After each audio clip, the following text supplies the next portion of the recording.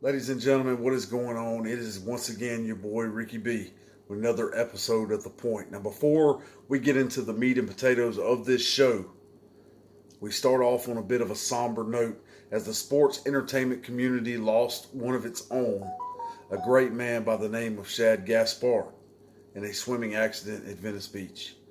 Now, he will no doubt be remembered as a hero for his last act on this planet, saving his son.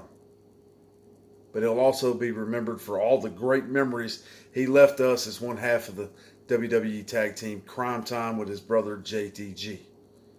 Now, from all of us, myself, Haystacks, and everyone else here at The Point, brother, thank you for the memories and our sincere condolences. Our thoughts and prayers are with the family and friends of Mr. Shad Gaspard. And before we start our show, we are going to toll the bell 10 times for the moment of silence for Mr. Gaspard. Ladies and gentlemen, if you would.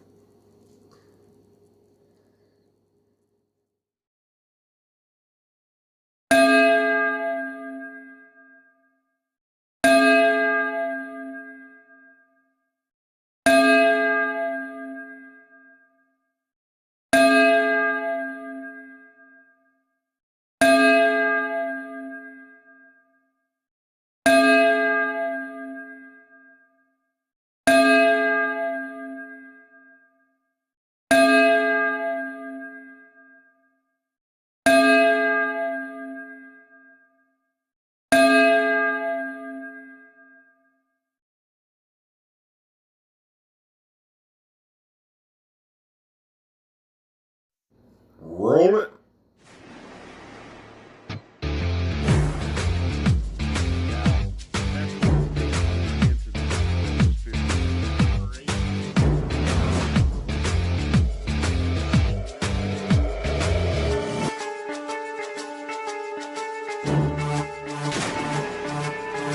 Welcome to The Point.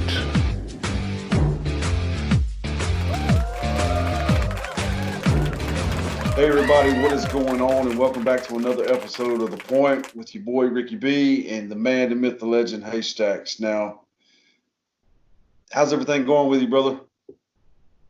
Same old, same old. Working, Same one. going home, working and going home. But I hear yourself? that. I can't complain, man. Same old around here. But this week we got a lot to talk about, a lot to cover. So let's go ahead and jump into it. As you saw at the beginning of the show, unfortunately, the sports entertainment world lost a pretty good guy this past week, and Shad Gaspard dead at the age of 39, but died a hero. Normally, this is the point where I would say point or no point, but obviously, this is a point. I'm going to touch on it real quick, give him the respect he deserves, and then we'll get on into the meat and potatoes of this show. But from all of us, again, as you saw at the beginning of the show, all of us here at the point, myself, Haystacks, our deepest thoughts and condolences and prayers are with the Gaspard family. The wife of Shad Gaspard remembered him this following week, excuse me, as a real life superhero. In her first public comment since his body was found along the shoreline at Venice Beach this past Wednesday, she said, quote, "He was going to try to rescue both," talking about the lifeguard. But the father, Shad Gaspard, in his last few words said, quote, "Save my son," end quote. Gaspard pushed his son to the lifeguard before, quote, "he got pushed back down and under a wave." And of course, that was the last he was ever seen. So he was about 50 yards from the offshore when the lifeguard saw that a wave had crashed over him and swept him out to sea. And obviously, a few days later, his body was recovered and ID'd positively. So, again, sad week. I hate to start the show off like that, but we go where the news takes us. And unfortunately, this week, this is where it takes us. Absolutely. You really don't even know what to say in a situation like this. With his time in WWE, the guy was entertaining. You could tell that he was fun to be around. all the social media posts that have come out, all the pictures that have come out of memorials. The guy was obviously well loved all around the entire wrestling community. It was amazing to see the wrestling community put aside the whole worldwide war of the brands and come together on this. But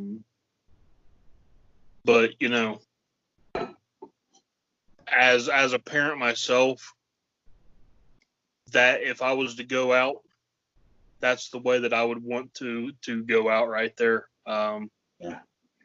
That's absolutely amazing. Yeah, it's a heroic moment. It's a sad moment. It's you find out a lot of times in death just exactly what you meant to people, because that's when all the BS subsides, and that's when you hear the truth. It's a shame we can't all treat each other like that in life, but it is what it is. But again, just our thoughts and prayers are with the Gaspard family. I've thought about it all week. I've prayed about it. I really have. I'm a God-fearing man, and I can't imagine. Like I said, we're both fathers. We know in that situation. Me personally, that's why I'm a little bit more apprehensive. I don't like swimming in things I can't see the bottom of. And when I do go to the beach, I don't go anywhere near that far out, just for that reason. Let's put it in perspective. Gaspard's a very big individual. Yes. He had been doing some things with some comedy sketches with Team Clayton Thomas here lately. Some really funny stuff, and was finding his way again in the entertainment world. And I know JTG is, and rightfully so. He's distraught over this, and they had a lot going on. In our previous entertainment venture, we had JTG actually on one of our shows. We coordinated and had him come on, drop a little spot. And I know JTG's a good dude, and I'm sorry for him. I'm sorry for everybody. But, again, it is what it is. Thoughts and prayers, brother. Rest in peace.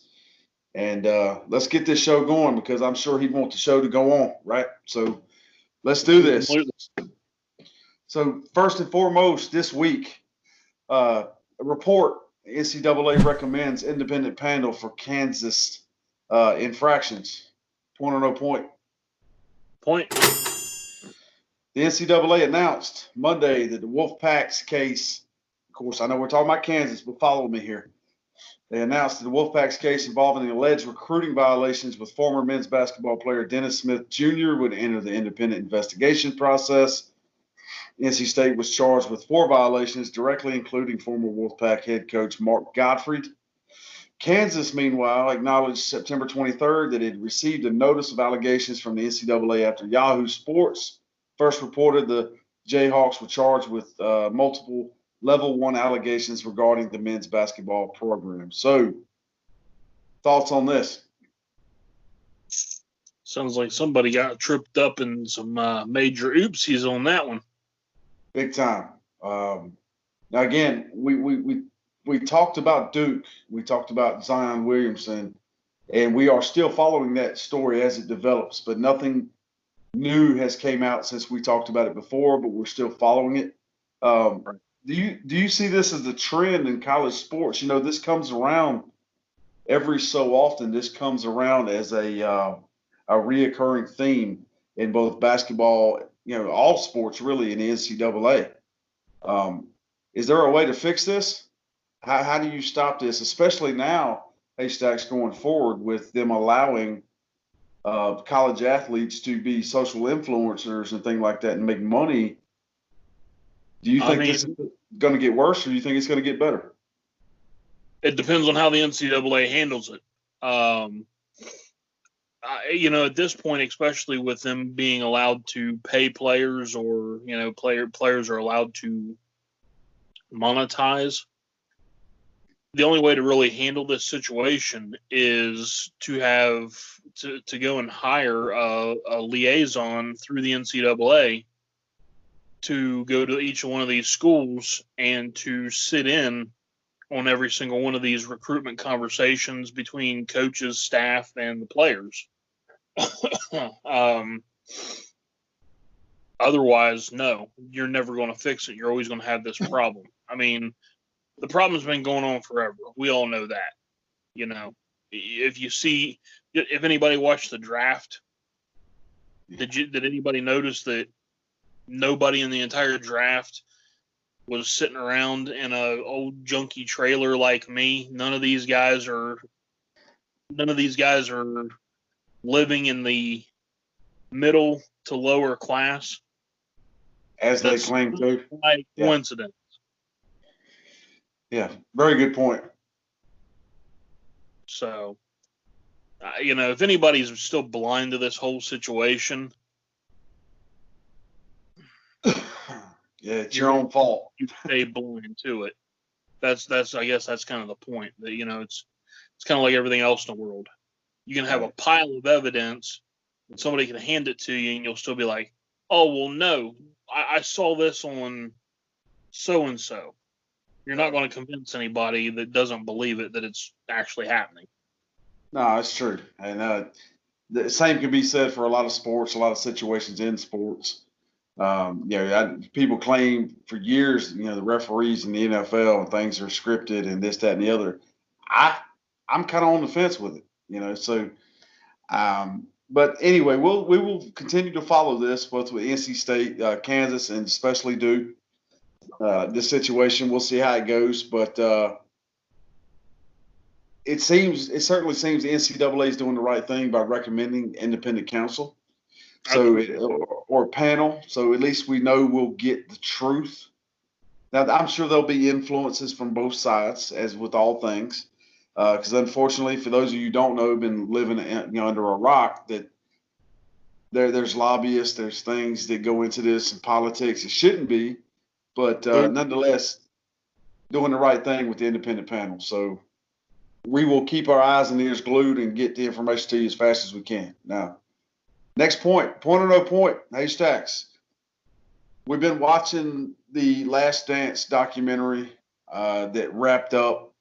There was a lot of players that assumed the Last Dance was going to be about the last dance of the Chicago Bulls. Right. But anybody who's watched it, anybody with eyes and ears knows that The Last Dance was basically a Michael Jordan documentary, just like the Bulls were basically Michael Jordan's team. Now, let's not sugarcoat this. Right. But point or no point, former Tiger basketball star, Clemson, of course, I'm talking about, who is a twin, for those of you who don't know, Horace Grant, fires back at Michael Jordan over The Last Dance. I think it's a point just because there's another player that's came out and spoke about this in recent days also. So right, and that'll be something we hit on later in the show. But to quote Horace Grant, former Clemson Tiger player, he says, Tiger player, he says, quote, "Lie, lie, lie. If Michael Jordan had a grudge with me, let's settle this like men," end quote. Let's talk about it. Well, we can settle it another way. But yet and still, he goes out and puts this lie out there that I was the source behind the book with Sam, which was a local reporter in that area that did a book exposing several things. And I've always been great friends. We're still great friends. But the sanctity of that locker room, I would never put anything personal out there. The mere fact that Sam Smith was an investigative reporter, that he had to have two sources, to write a book, I guess. So why would Michael Jordan just point me out? Well, I don't know where to go with that one. Yeah, I mean, I wasn't in the locker room. I wasn't a part of that franchise. I feel like I was, because I didn't miss a game for years. And I mean, I did not miss a game. So I can understand where Horace Grant was coming from. And you have to understand the background on this. Jordan had a lot of creative control over how this went down, how it was put together, who was interviewed, how they were interviewed. And he did manipulate this just like he did everything on the basketball court. But I'll say this again, and I've said it 1,000 times in the past. In order for this to come about, excuse me, there has to be some shred of evidence here. There has to be some shred of truth. Absolutely. Okay? So the simple fact here is somebody's lying. Now, we all know Horace Grant went to the Orlando Magic when he left the Chicago Bulls. Was he a little salty? Was he a little sour? Did he say a few things? Did Sam Smith run with that and embellish some things? Who knows? But what's your thoughts on this whole thing here? I mean, after all these years and with it out being out in the open, I honestly don't see Horace Grant's point in lying about it at this point. I mean, it's been almost 30 years. Why wouldn't he just be like, hey, you know what? I was pissed off. Yeah, I did it. I don't understand. You know, he can't be sued over none of the stuff that was said. It was just an opinion that was wrote down in a book. Right. So for Horace to still deny it to this day and adamantly deny it the way that he did, makes me believe that he had nothing to do with it personally. I mean, you've got to think, man. You've got 18 players on a staff. You've got 8 or 9 coaches. You've got all the security guards that were there. You've got the entire staff. You've got Jerry Krause that was trying to separate the team 4 years before all this went down. Right. You know, maybe it was Jerry Krause that was trying to figure out a way to get Michael Jordan to freaking leave. Maybe. It very well may be. I mean, surely to God, a guy in Jerry Krause's position would know a freaking guy like Smith. Right. Yeah. So we're going to talk about this more later in the show, but this Last Chance documentary, while I, as a fan, and I know you as a fan, thoroughly enjoyed this documentary. The Game 6 movie, that was I almost had a seizure watching it. I'm sorry, that was just hard to watch. But I thoroughly enjoyed this documentary. But I say this almost every episode. It's kind of become a catchphrase for me. It certainly seems to be raining shit on everyone involved in that documentary except for Michael Jordan. But in this day and age, and we live in cancel culture and all this other crap, people look for something to dig into because you can't just have, here's the greatest player in the world, the greatest team. You understand what I'm saying? Not just one person, the greatest team in the world, and people are finding reasons to continue to make money because they're not relevant anymore, and they're finding reasons to be negative about this extraordinary journey that they went through. But for time's constraints, we'll move on.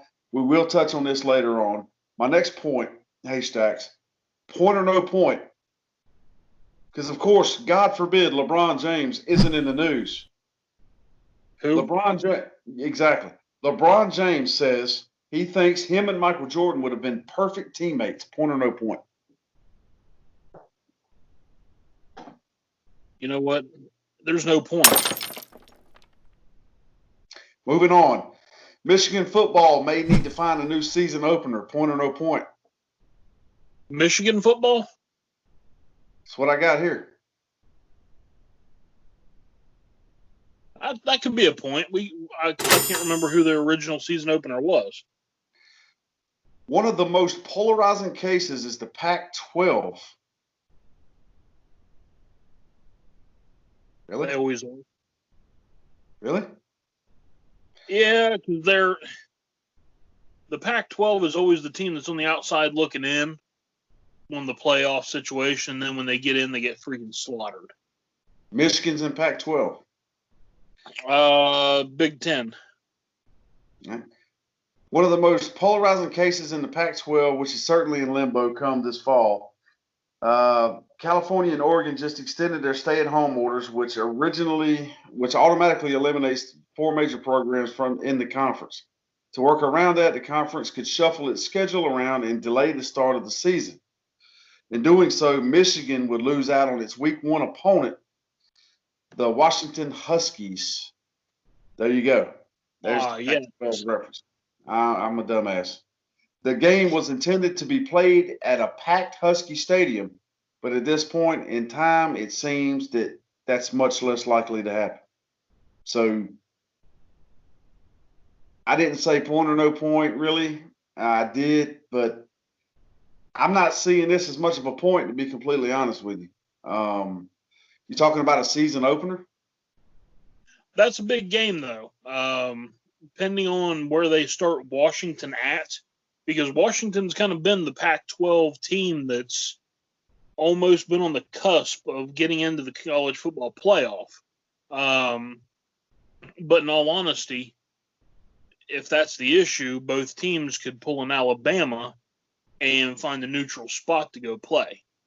True. Because Michigan is in the same boat. We won't get into the politics of it, but they're in the same boat with all these ridiculous lockdown orders, right? Because of certain reasons. But if they were smart, right now, both the university presidents and ADs would be getting together and trying to find a neutral site. I mean, yeah, you could probably go play that game out in Norman, Oklahoma, or Stillwater. There's plenty of places that you could play that game on a neutral site and still have the game, no problem. You know, honestly, as long as they don't do one or two things here, don't start doing this cardboard cutout fan shit. Don't start doing this fad that I'm seeing where they're doing cardboard cutouts and they got blow up dolls and all this other stuff. That defeats the purpose. It really does defeat the purpose. There's no mental edge there. There's no. Let's not get into this Mad Max mind state. You know what I mean? I think by the time the football season rolls around, I think we're going to be okay. Right. I do believe in the fall we'll have a second wave of this just because it's colder and people be in tighter areas and just like the flu. But, you know, it is what it is. So not everything I say can be perfect. Not everything can be smooth sailing. So I slipped and stumbled on that one a little bit. But moving on to the next one. According to at least one NFL analyst, CeeDee Lamb is the NFL's biggest offseason move. Point or no point? Freaking point. You're the football guy, so let's hear it. Hey, man, anywhere CeeDee Lamb would have went, that kid was going to be a star. You've seen it in the University of Oklahoma the last few seasons.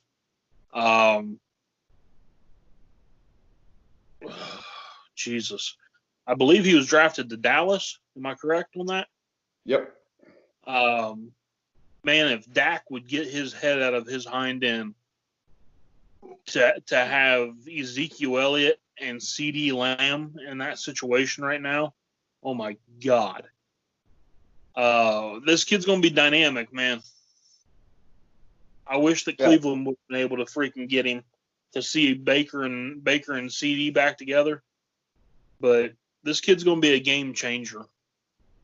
For those people who do not know, CeeDee Lamb was drafted in the first round in the NFL draft this year, the virtual draft that we covered to the best of our ability.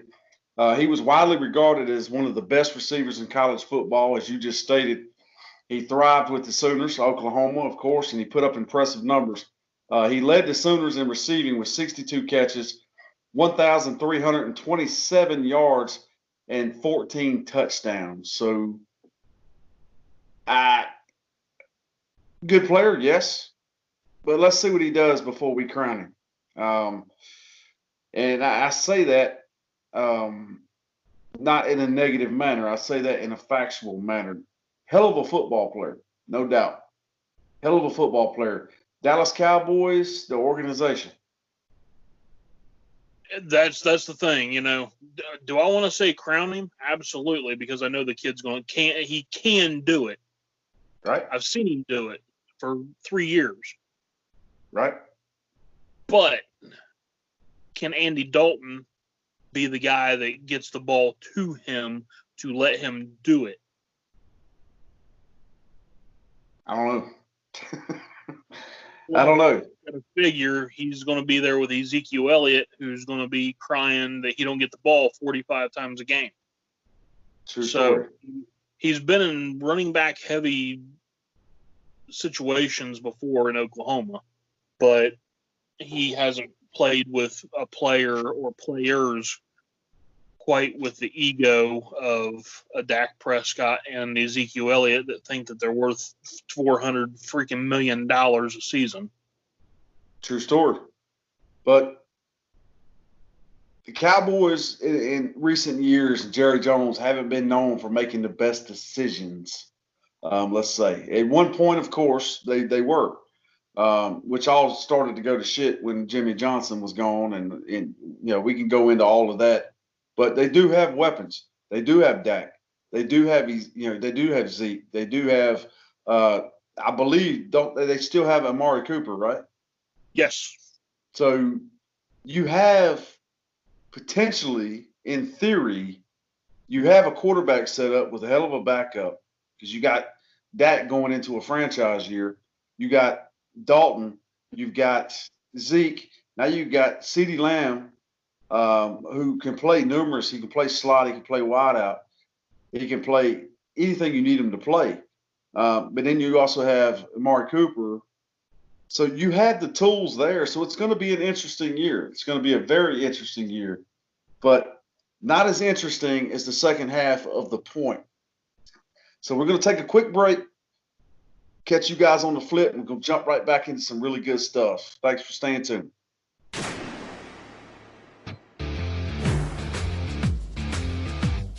Join us next week for another action-packed episode of The Point.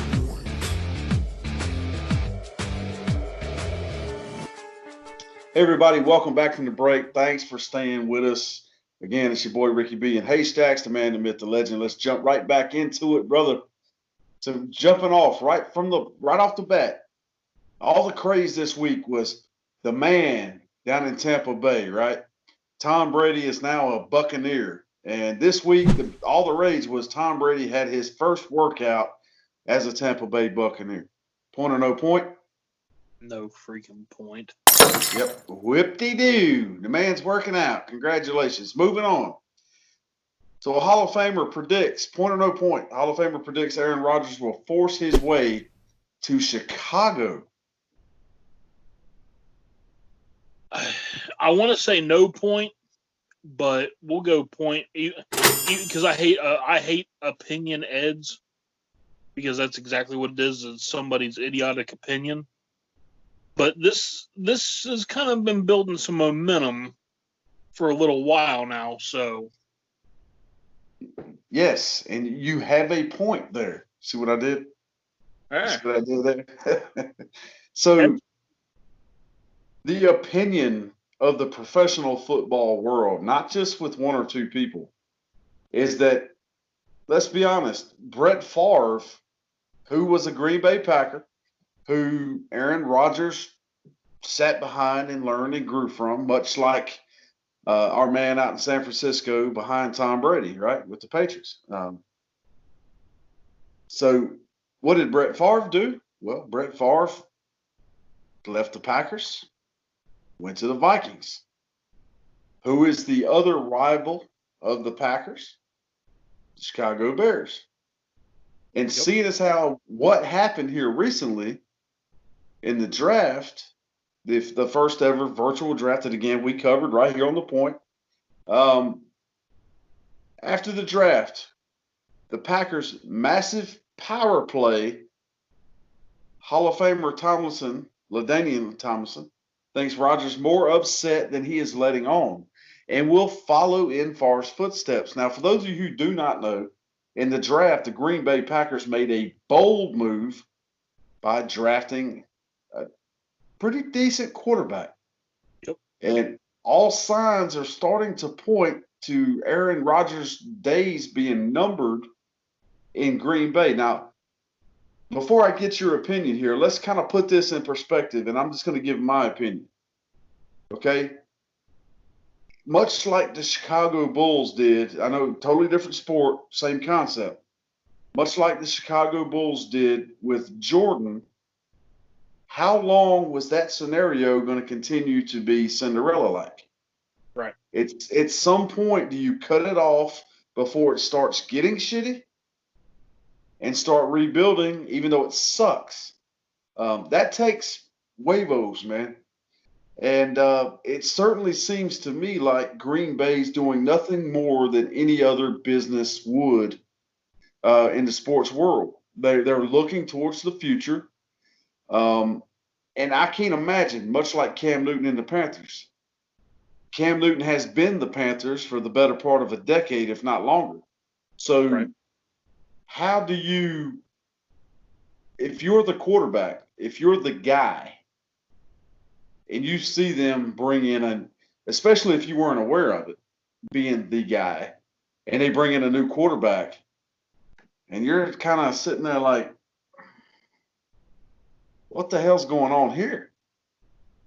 Right. So that's kind of where I'm at with it. I see it as a business. Of course, I don't have personal ties, so I can say that. It's easy for me from the outside looking in, of course. But do you think there's any truth to this, or do you think this is just being overhyped?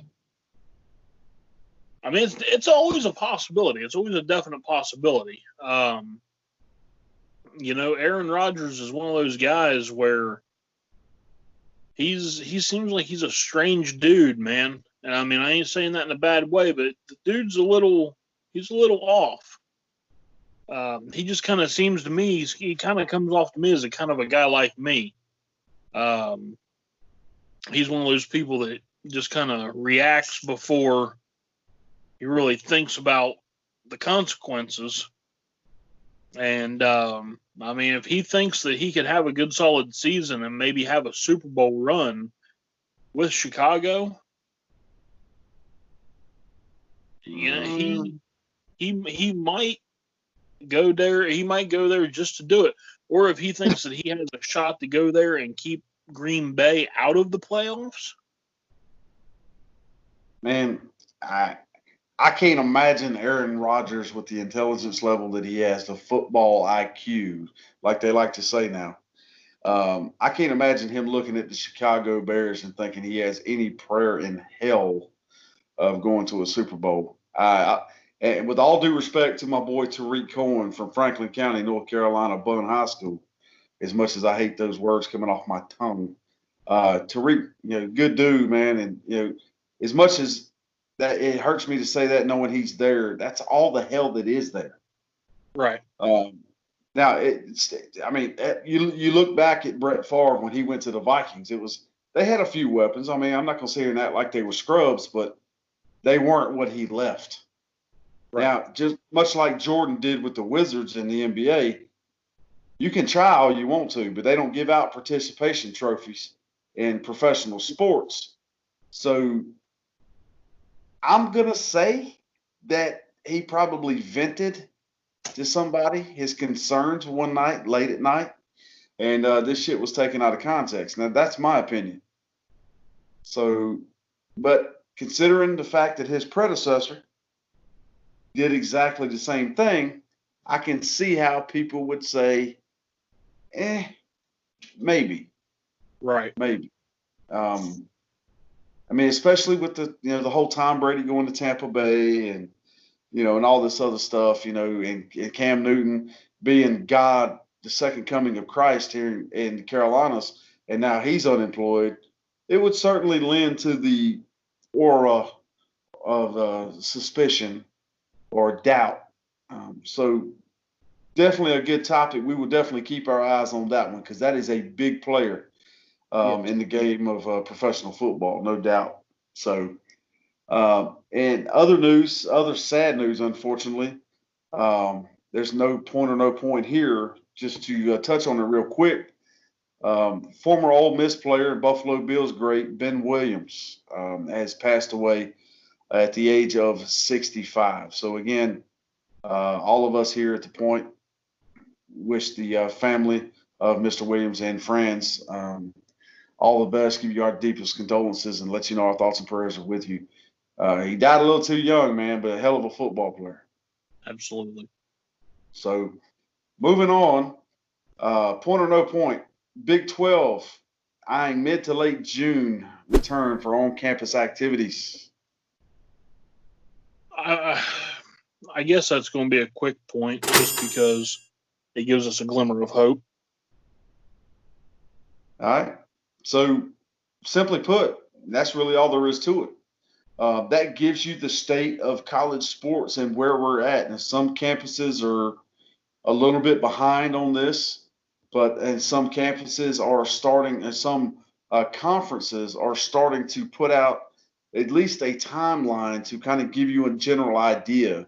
Right. And I guess they really have to give the NCAA time to figure out who's going to be involved, who isn't going to be involved. It's really a touchy subject, and I don't envy these people being in this scenario. The chancellors and the athletic directors and the governors and people that are making these decisions, because this football season coming up, both college and professional, is not going to look like anything we've ever seen before. Whether it's good or whether it's bad, it's going to be totally different than what we're used to. So I think the point to take away from this is we're on our way. We're on our way back to some sense of normalcy. And hey, big ups to Big 12 for at least saying, hey, look, we'll be back. We're coming back. So that's what I take away from that. Now, point or no point, Oregon signee Luke Hill arrested on multiple charges, 8 in fact. I think that's going to be a point because there is some pretty serious, we will say, allegations, I believe is the technical term at this point in the scenario. Yeah. Thing. So apparently, Mr. Luke Hill was arrested again on 8 different charges. And those 8 charges that were listed against Hill are as follows. Attempted loaded handgun on person, possession of a firearm by a minor, use of an assault weapon, use of a firearm, attempted first-degree murder, reckless endangerment, and first-degree assault, all according to the arrest records. Not good, man. I don't know what that means, but none of it sounds good when it involves a weapon of any kind or when they exactly note the fantasy assault weapon. Yeah. We won't get started on that. No, we will not. But did you say attempted first-degree murder?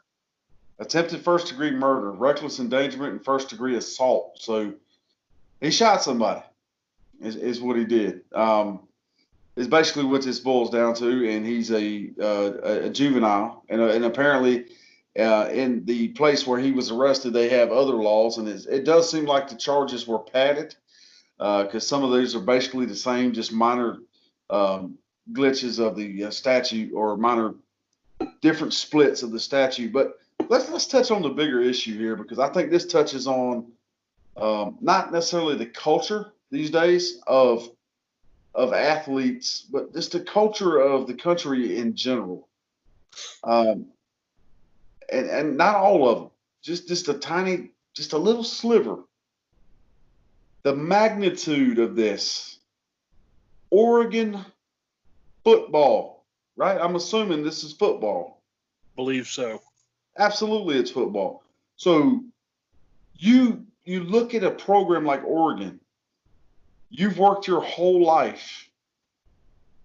If I can do this well, I'm going to get a scholarship. This kid, literally a kid, signs with Oregon. one of the biggest football programs, athletic programs on the planet. You have everything right here. You have the world in the palm of your hand.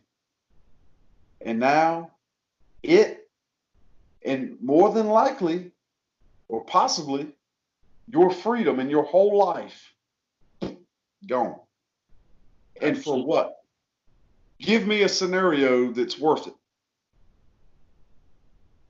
And there are scenarios. And again, pointiswhat@gmail.com. If anybody wants to argue the point, we'll bring you on and argue it respectfully. But I just don't understand it. It breaks my heart time and time again to see these young athletes or even older athletes who literally, I can't imagine the stress that they're under. I really can't, because I'm not in that scenario. But you got the whole world by the short and curlies, to put it mildly, politely. And what drives you to perpetrate this type of behavior? Now, the charges are alleged. It's innocent until proven guilty. But man, again, there has to be some meat to this. Right. How do we get these people?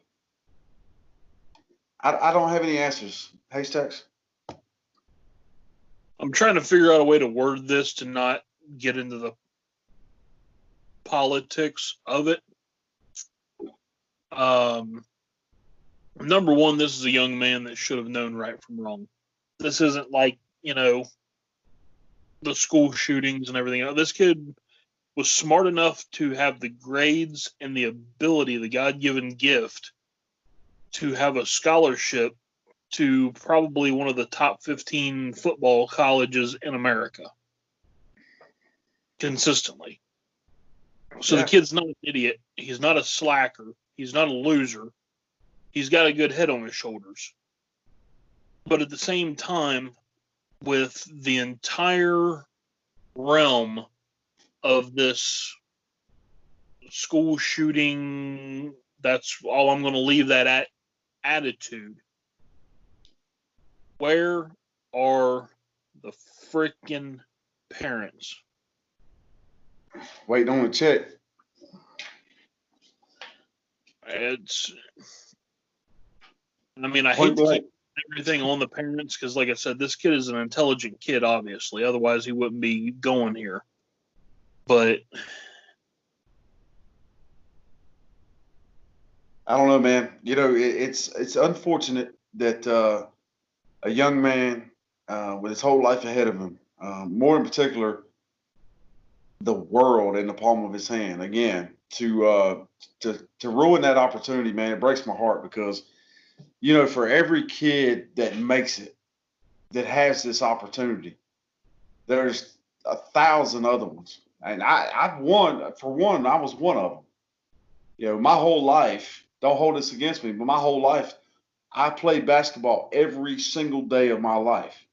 I practiced in the rain, the snow, the mud, the freezing cold, the 100-degree days. Every single day I recorded myself. I watched it back during the Bulls era, matter of fact.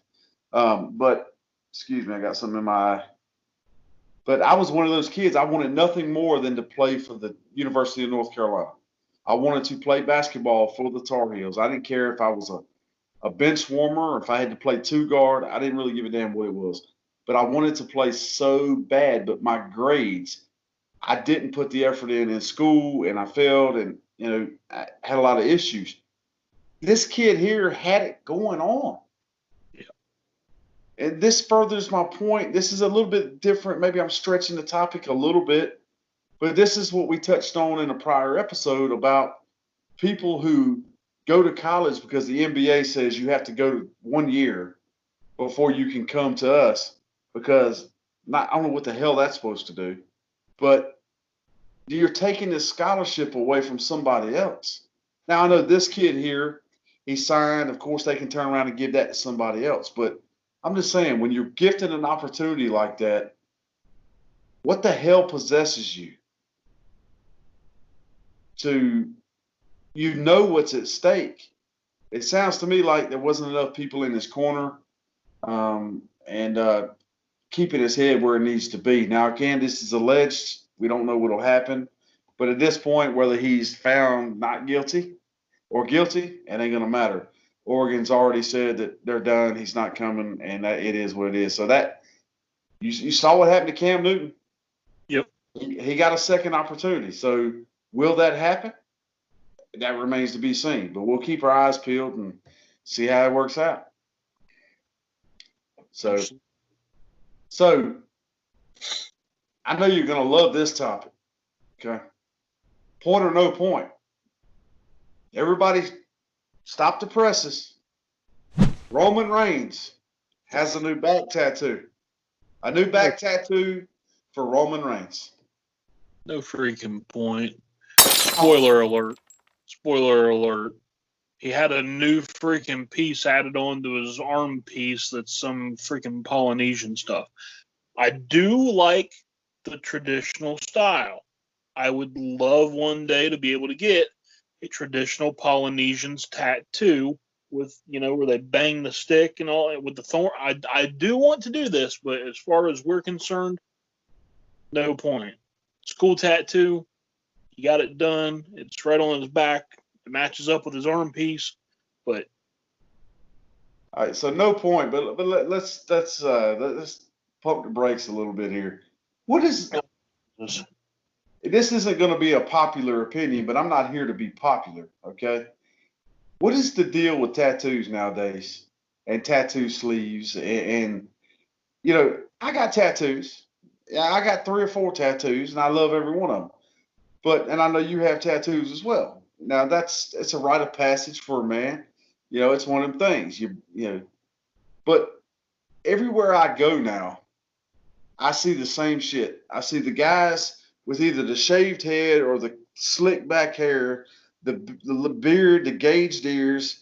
They got the damn shirt that's 4 sizes too small. They got the damn tattoo sleeves all the way down to their wrist. That military, more in particular, I live in a military community. These people do know they have to get a job at some point, right?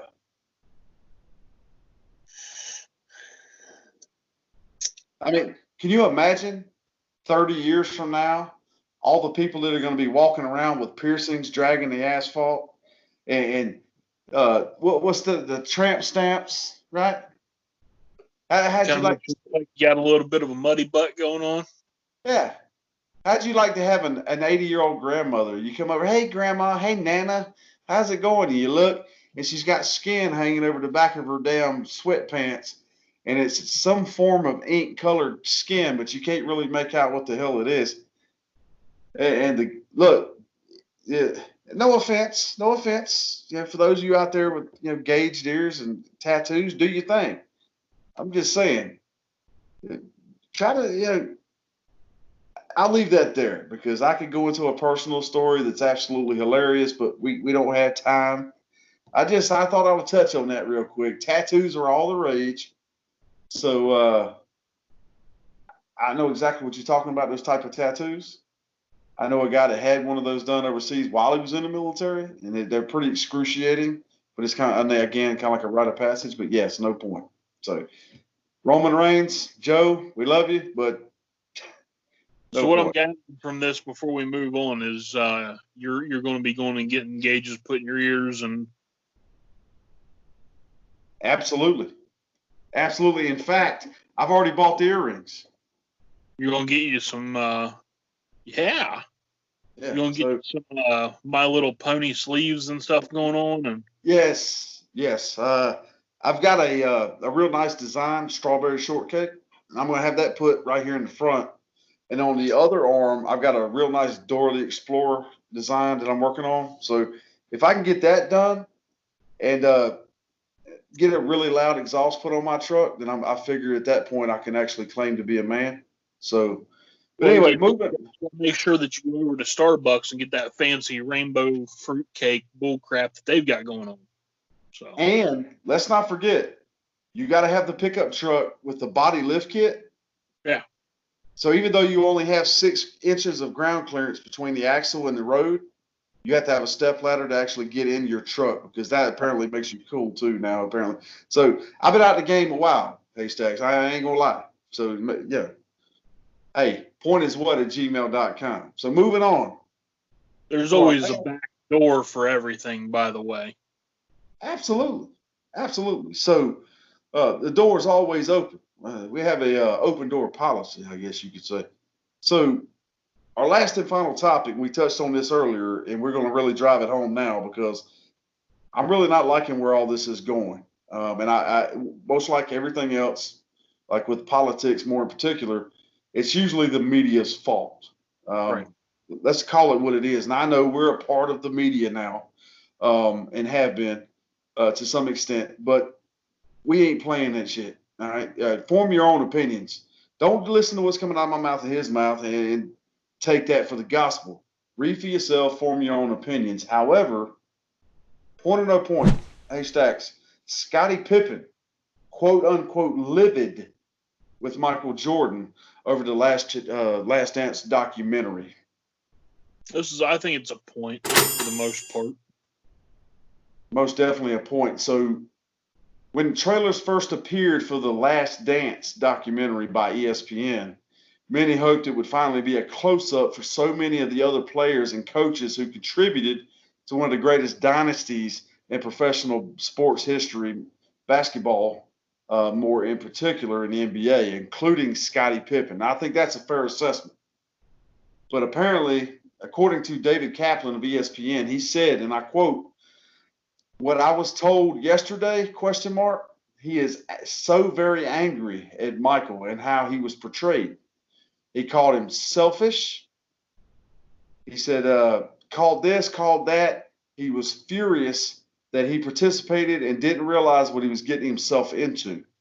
Prior to the last 7 minutes of the documentary on Sunday night in episode 10, which we all saw, all it was migraines, the surgery, Michael calling him selfish, the contract scenario.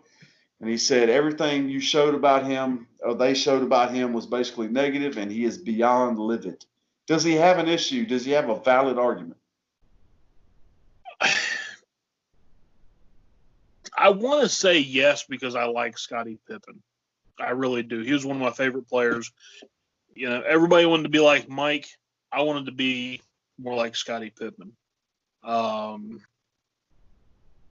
at the same time, you have to understand that if you're doing a documentary on the rise and fall of the Chicago Bulls, it's not going to be rainbows and unicorns. It's going to be the backstage bullshit, and it's going to have people forming their opinions. You can't have a fall without the rise first. That's the point. That was the whole point of the whole thing. You know, he called out Jerry Krause for his nonsense. Right. He called out Horace Grant, as we covered earlier, for his nonsense. He basically got on there and said how they bullied the hell out of poor Tony Kukoc before the guy was even on the freaking team. They got into, you know, Steve Kerr's father. And,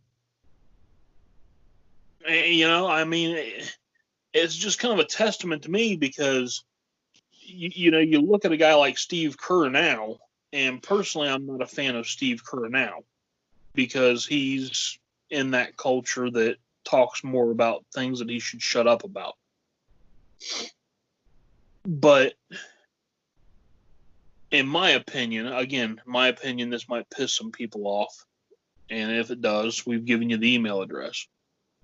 On that particular team, I would think that if anybody would have an issue, it would be guys like Luke Longley.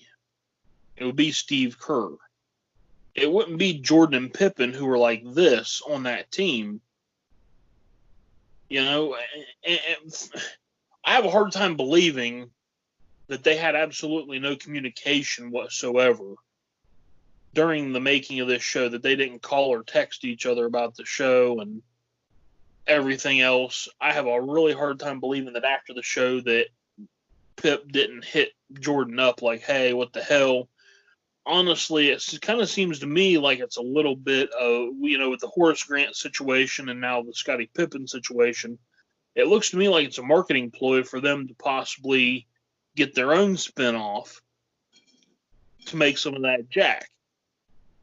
Well, here's my take on it. And again, it's not going to be a popular take, and it almost feels like sacrilege saying this because everyone knows I'm a huge Michael Jordan mark. Anything, everything Michael Jordan. I don't give a damn what it is. And I own half the shit that's ever been sold with Michael Jordan's likeness on it. Now, that being said, I agree with Scotty on certain points because there was a hell of a lot more negative about Scottie Pippen shown than there was anything else. Now, let's put this in context. Without Scottie Pippen, Michael Jordan would not have been Michael Jordan. Let's call it for what it is. Greatest player in the world? Yeah. Okay. But you saw what happened when he went to the Washington Wizards. Excuse me. Well, yeah, Bullets, Wizards, whatever. So you saw how that went down. I know it was later in his career and he wasn't in shape and all that shit. You can say what you want. But Pippen was Superman and Batman. And then later Rodman.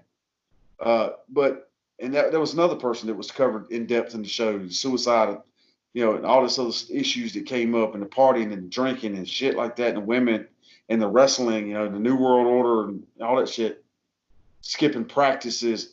So it wasn't just Scotty. That's what I'm saying. That's a guy right there that has a legitimate excuse to be pissed off with Rodman. You went into his whole suicide thing. You went into him blowing off practices to go mess around with hookers and party and go wrestle. That's a guy that has a legitimate concern to be pissed off. Right. But, it's Dennis Rodman. He don't care. No, he don't care. I mean, and why would he? I mean, hell, I wouldn't. But I feel where Scottie Pippen's coming from. But you know as well as I do, from the entertainment world, that we're both still involved in, and we probably always will be at some level. You can be told one thing, right? And then immediately following that conversation, you see the show or whatever you're involved in, and it's something totally different. You're like, what the hell? Absolutely. So I can certainly see, all I'm saying is, if you're going to be somebody's number two and you're in that situation, this man gave his heart and soul to make sure the Bulls were where they were at and Jordan was where he was at. When Jordan decided to retire and go play baseball to live out a dream, which nobody's blaming him for, Scottie Pippen put that team on his back. Right. And keep in mind the contract BS. So, through all of that, he was there and he was putting in work. So show him a little bit more respect. Now, right. At the same time, you have to understand, they could have portrayed those scenarios a little bit more lightly. They could have grazed over those. But here's my point right here.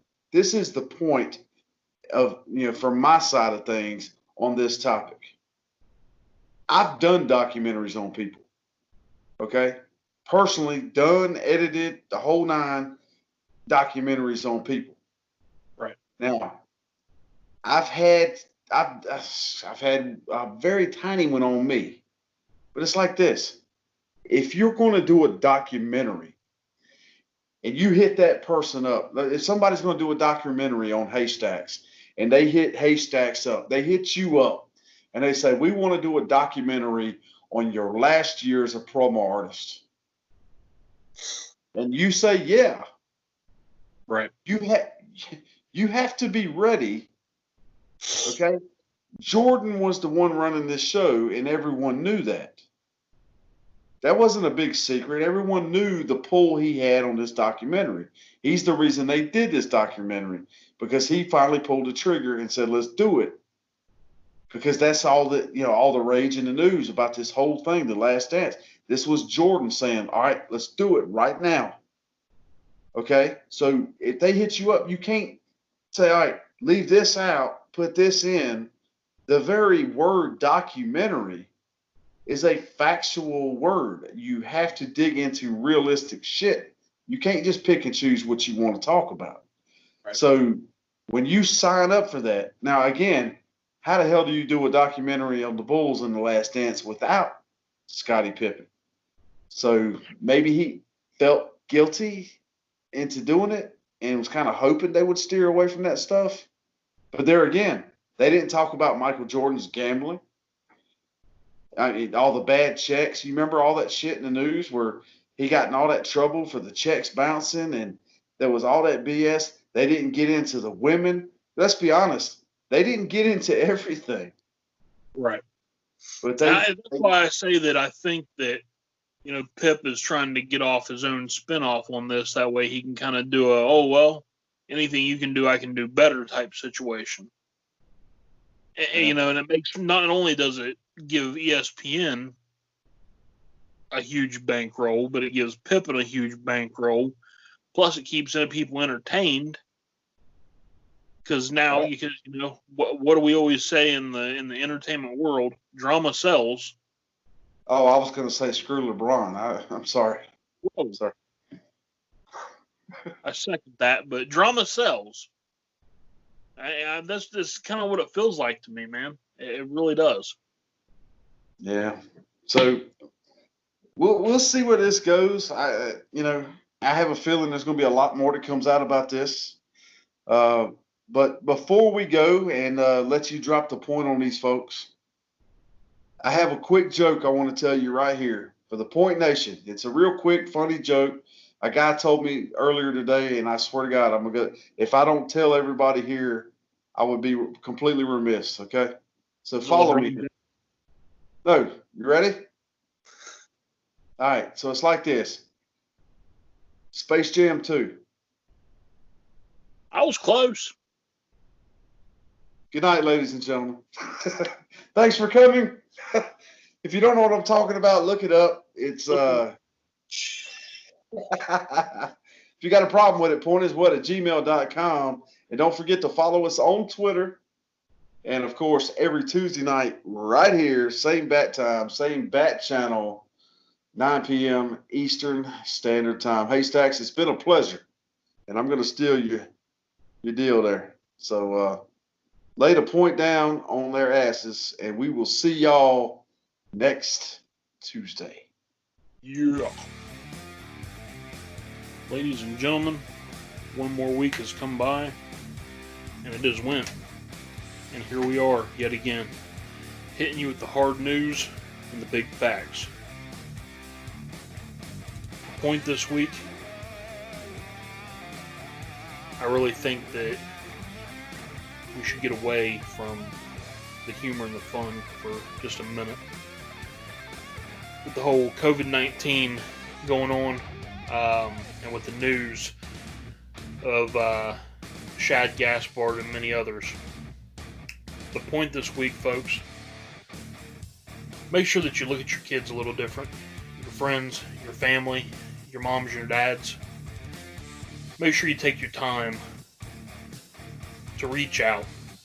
Reach out to your friends and your family, your loved ones. Because as we've seen this week, you never really know when will be the last time. Thanks for tuning in. See you guys next week.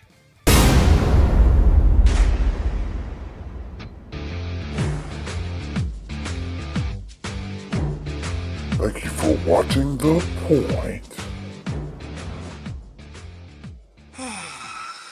Goodbye, cruel world.